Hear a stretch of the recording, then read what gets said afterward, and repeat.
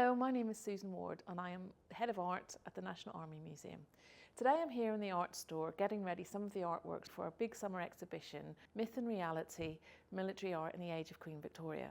Showcasing over 100 works from the museum's collection, from 5-metre wide oil paintings, capturing scenes of battle on a grand scale, to tiny delicate miniature portraits, offering an intimate glimpse of the past. These remarkable watercolours will also feature in the exhibition. They document everyday scenes of British troops on campaign during the Crimean War. These watercolours are by William Simpson, who was commissioned by the commercial printmakers Carnegie & Co. to go and document the Crimean War in 1855.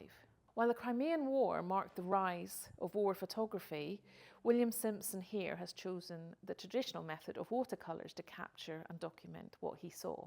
He would sketch quickly and on site to capture all the detail and the movement and the intimacy, and then later he would, back in his studio, he would add the colour for dramatic effect. These provide an unglamorous view of British troops during their campaign in the Crimean War. In this scene you can see a British foraging party with British troops laden down with firewood.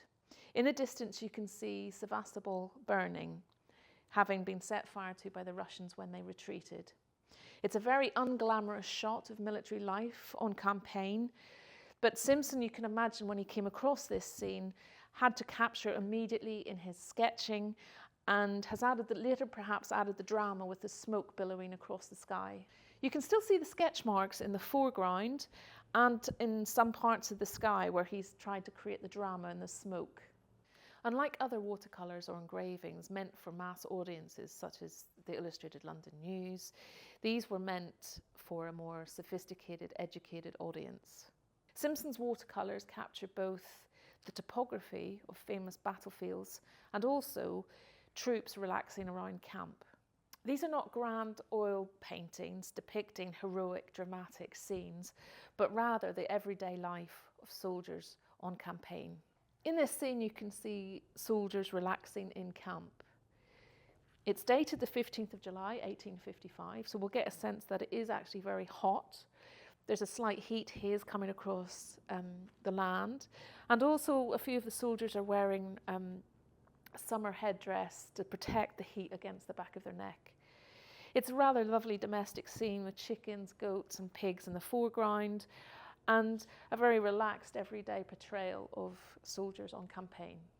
While these works would not necessarily have created the patriotic fervour of other works of art of this time, they would be instantly recognisable to any veterans from this period. The Crimean War was the first major conflict to be covered by both reporters and artists.